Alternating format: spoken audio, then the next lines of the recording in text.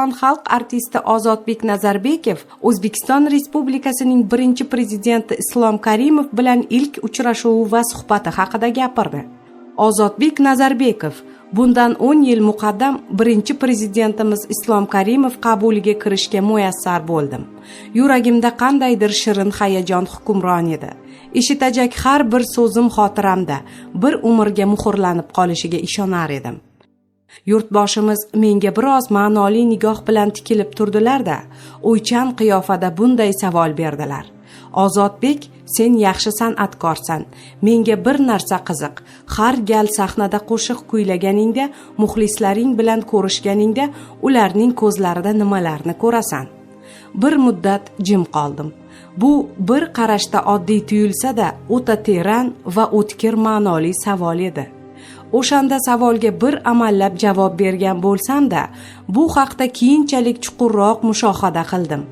Avvallari muxlislar bilan unchalik yaqin aloqada bo'la olmaganim, balki ularning salobati bosib, ko'zlarida aks etgan ma'nolarni boricha ilg'ay olmaganimni anglab yetdim.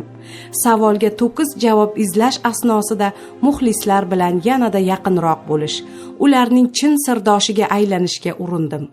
Ularning ko'zlarida ertangi kunim, nimalarga ulgurdim-u yana nimalar qilishim lozimligi, aslida qanday ijod qilishim kerakligini ko'ra boshladim.